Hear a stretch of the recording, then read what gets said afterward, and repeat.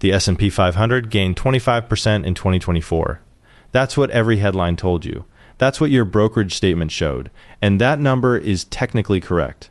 But it's also a lie, because if you owned a diversified portfolio of normal stocks, the other companies in that index, your actual return was closer to half that. More than half of that gain came from just 7 companies. 7 out of 500.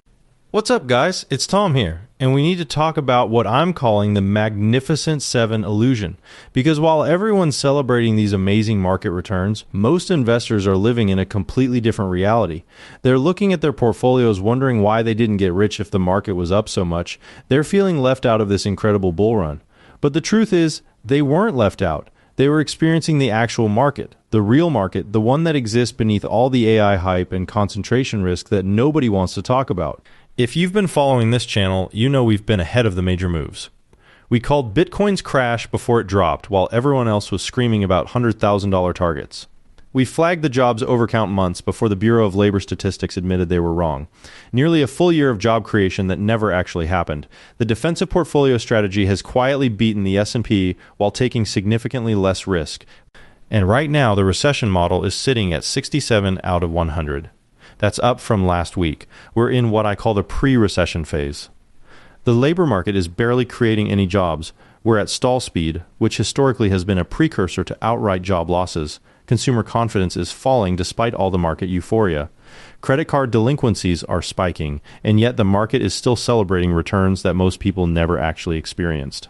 It's like we're living in 2 different realities. The headline reality where everything is awesome and the market is crushing it. And the actual reality where normal companies are struggling, consumers are pulling back, and the economy is showing clear signs of stress. The question is which reality wins out in the end. And historically, actual economic fundamentals tend to win these battles. So let me break down what's actually happening here, because understanding this illusion is critical to protecting your wealth. The S&P 500 isn't a democracy. It's weighted by market cap, which means when NVIDIA's stock doubles, it moves the entire index way more than if 100 smaller companies each gain solid returns. This isn't some conspiracy, it's just math, but the psychological effect is massive. The Magnificent 7, NVIDIA, Microsoft, Apple, Amazon, Google, Meta, and Tesla. They now represent about 30% of the entire S&P 500. Think about that for a second. 7 companies out of 500 control nearly a third of the index. When these stocks surge on AI hype, the headline number soars and everyone feels like a genius. When they stumble, the whole index craters and suddenly everyone's a bad investor. But here's what's really wild. NVIDIA alone, one single company, contributed about a fifth of the S&P's total return. One company drove that much of the entire market's performance. That's not diversification, that's concentration risk disguised as broad market exposure. And this concentration created a dangerous illusion. The market looked incredibly healthy. Breadth seemed strong because the headlines were so positive, but underneath, only a tiny fraction of companies were actually driving those returns. It was like having a party where 7 people are having an amazing time and everyone else is just kind of standing around wondering what all the excitement is about. Let me show you the math that nobody talks about, because when you see these numbers, everything changes. In 2024, the S&P 500 gained 25%. Sounds amazing, right? But here's the breakdown that'll blow your mind. The Magnificent 7 alone contributed more than half of that return. 7 companies delivered more than half of the entire market's gain. NVIDIA was up massively. Microsoft gained solidly. Meta surged. These weren't normal stock moves. These were momentum-driven rallies based on AI expectations. The remaining companies, they delivered roughly 11%. That's still respectable, but it's nowhere near the headlines. And when I say the remaining companies, I'm talking about household names. Coca-Cola, Johnson & Johnson, Berkshire Hathaway, JP Morgan Chase, real businesses with real earnings and real cash flows. They had a decent year, not spectacular, not terrible, just normal. If you held an equal weight S&P fund, one that treats every company the same regardless of size, you made roughly 11%, not 25%. The massive gap between what you saw on CNBC and what you actually experienced. That's what I call AI inflation. It's the premium the market is paying for the promise of artificial intelligence transforming everything. Here's another way to think about it. If you invested in the S&P 500, a huge chunk of your gains came from just one company, NVIDIA, more than hundreds of other companies combined. That's not diversification. That's a concentrated bet with S&P 500 window dressing. So what drove this massive concentration? It wasn't current profits. It was future AI revenue expectations that may or may not materialize. NVIDIA was selling GPUs to every data center on the planet as companies rushed to build AI infrastructure. But here's the thing, most of those GPUs are sitting in data centers running experimental workloads that haven't found sustainable business models yet. The revenue was real, but the end use cases are still largely theoretical. Microsoft was rolling out Copilot everywhere, charging premium subscriptions for AI features. But early adoption data shows most users barely touch these features. The revenue bump was nice, but it's not clear if it's sustainable. Google had Gemini competing with ChatGPT. Meta was using AI to optimize every ad you see. Amazon was building AI infrastructure for AWS. Apple was promising AI features that would revolutionize the iPhone experience. Tesla was selling the robotaxi dream to justify a car company trading at software multiples. These companies were trading at extreme multiples because investors believed AI would revolutionize everything. And maybe it will. I'm not anti-AI. The technology is clearly powerful and will have significant applications, but that's still a bet on the future, not a reflection of current economic reality. When you strip away the AI hype and look at the actual numbers, the revenue growth, the profit margins, the competitive dynamics, you get a completely different picture of what the market really did, and that picture is much more mundane, much more normal, and much more sustainable than the headlines suggest. Here's what the market looks like when you remove the AI inflation. Instead of 25%, you're looking at about 11% growth. That's driven by actual economic fundamentals, GDP growth, corporate earnings growth, the Fed cutting rates, which helped valuations a bit, normal, healthy market behavior. This year so far shows a similar pattern. Instead of the massive gains we saw through the recent highs, more like half that. Again, that's reflecting real economic conditions. Consumer spending holding up reasonably well, corporate margins staying stable, inflation moderating. That's roughly normal annualized returns instead of the inflated numbers. And here's the thing, normal returns are actually pretty good, close to the historical average for equity returns, healthy, sustainable growth that reflects actual business fundamentals rather than speculative enthusiasm. This is what a normal bull market looks like. Companies growing earnings, paying dividends, buying back shares, expanding their operations. It's not as exciting as AI disrupting everything, but it's real, and real tends to be more durable than speculative. But that extra return you've been seeing, that's essentially a leverage bet that AI will revolutionize the global economy within the next few years, not decades, years, because that's what these valuations require to make sense. And if that bet doesn't pay off exactly as expected, the correction is going to be brutal. Because when you're paying extreme multiples for growth that depends on a technology revolution that hasn't fully materialized yet, there's not much room for disappointment. And here's the thing about market concentration. It always corrects eventually. Always. This isn't my opinion, it's historical fact. Back in 2000, it was Cisco, Intel, Microsoft, and AOL dominating everything. These were the internet infrastructure plays, the picks and shovels of the dot-com revolution. Cisco was trading at extreme multiples because everyone knew the internet would change everything, and they were right about the internet, but they were wrong about the valuations. The NASDAQ crashed massively from peak to trough. In the financial crisis, financial stocks made up about 30% of the S&P 500. Banks, insurance companies, mortgage lenders, they were the engines of economic growth, facilitating home ownership and business expansion. Everyone knew finance was essential to the economy. They were right about that too, but the concentration created systemic risk, and we all know how that ended. Even recently, we saw the FANG stocks get hammered when the tech bubble deflated. Meta dropped massively from its highs, Netflix fell hard, Amazon lost significantly. These weren't bad companies, they just got overvalued during the pandemic when everyone assumed digital acceleration would continue forever. Every period of extreme concentration eventually reverts to the mean. The question isn't if it will happen, it's when and how severe the correction will be. And the more concentrated the market becomes, the more violent the eventual reversion tends to be. Right now, we're more concentrated than we've been since the dot-com peak. The top stocks represent more of the index than at crisis levels. And just like then, everyone has a story about why this time is different. But concentration is concentration, regardless of the narrative, which brings me back to what the model is seeing right now. And the signals are getting louder. The recession score hit 67 this week. The model is picking up acceleration in negative economic indicators. The labor market is creating barely any jobs. We're at stall speed, which historically has been a precursor to outright job losses. When job creation slows this much, layoffs usually follow within months. Consumer sentiment is falling despite all the market euphoria. People are worried about their jobs, worried about inflation coming back, worried about their debt levels. Credit card delinquencies are spiking to levels we haven't seen since the financial crisis.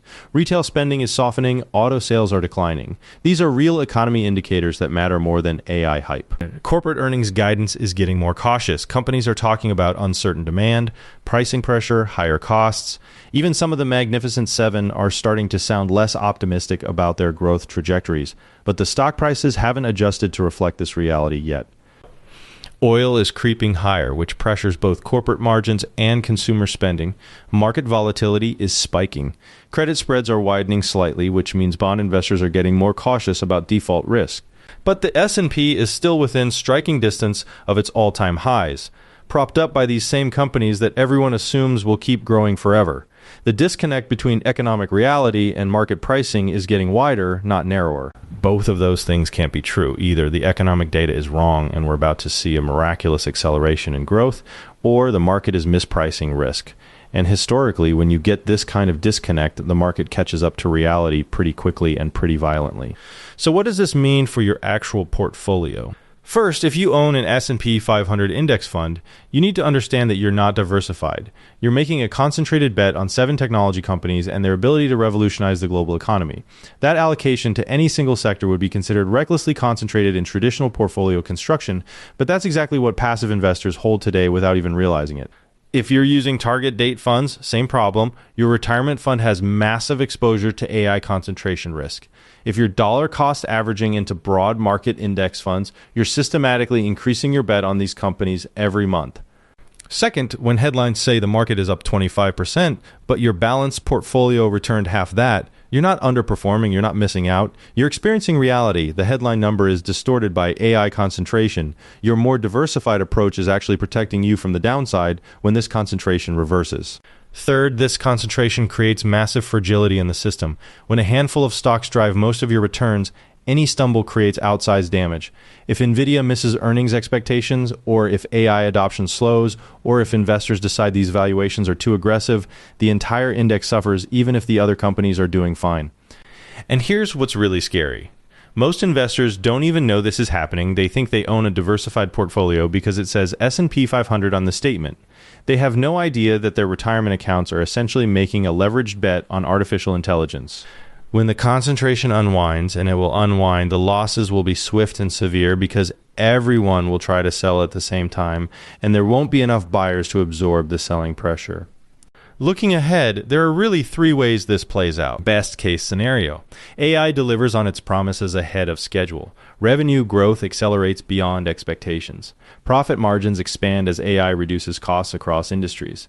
Productivity gains show up in economic data. The Magnificent Seven justifies their current valuations and keeps driving market returns. Your index fund keeps outperforming, and concentration risk becomes concentration reward. But for this to happen, we need to see massive AI adoption in the next year or 2. Not gradual adoption over a decade, massive adoption now, because that's what these stock prices require to make mathematical sense. Likely scenario, AI growth slows to something more sustainable. The technology is useful, but the revolutionary transformation takes longer than expected. Valuations compress gradually as growth expectations moderate. The market broadens as other sectors catch up, and AI stocks give back some of their gains. You get normal returns instead of the inflated numbers we've seen. This is probably the most realistic outcome. Worst case scenario, the AI bubble pops. Maybe there's a recession that reduces corporate spending on AI infrastructure. Maybe some high-profile AI implementations fail spectacularly. Maybe investors just decide that extreme multiples are too much to pay for promises. When reality hits, the correction is severe and swift. And because of the concentration, the entire market gets dragged down, even if most companies are fundamentally fine. The problem is that the current market pricing assumes the best-case scenario is guaranteed. There's no room for disappointment, no margin of safety, no recognition that technology adoption usually takes longer and costs more than initial projections suggest. Look, nobody wants to see their portfolio crash. And if you've been riding this AI wave, the gains have felt pretty good. I get it. Watching your account balance grow by 25% in a year is intoxicating. It feels like validation that you're a smart investor. But understanding the difference between real diversification and AI-driven concentration, that's not pessimism, that's risk management. It's recognizing that markets can stay irrational longer than you expect, but they don't stay irrational forever. And if you're feeling like you missed out because your balanced portfolio didn't keep up with the S&P 500, you didn't miss anything real. You avoided a concentration bet disguised as diversification. Bottom line, the market returns you've been celebrating are largely driven by 7 companies betting on an AI future that hasn't fully materialized yet. Strip out that concentration and you're looking at normal, healthy, but much lower returns that actually reflect economic fundamentals. The recession model sits at 67 out of 100 and climbing. The economic data is weakening while markets stay elevated on AI hype and momentum. That disconnect is not sustainable. Something has to give, and historically it's usually the market that adjusts to economic reality, not the other way around. I remain defensively positioned. Lower equity exposure than normal, higher cash allocation, focus on quality companies with real earnings and reasonable valuations. Same positioning I've held since the model launched, and it's outperformed the S&P while taking significantly less risk. This isn't about timing the market perfectly. It's about recognizing when risk-reward is skewed against you and positioning accordingly. When the market is concentrated in a handful of stocks trading at extreme valuations while the economy shows signs of stress, the smart money reduces exposure. If you want to track this stuff in real time and see exactly what the model is picking up, I built a full dashboard, economic indicators, forecast, positioning guidance. The model's current forecast is showing increased recession probability peaking around mid-year. That's when I expect this AI concentration to become a major problem. Here's what I'm watching for confirmation that this illusion is ending.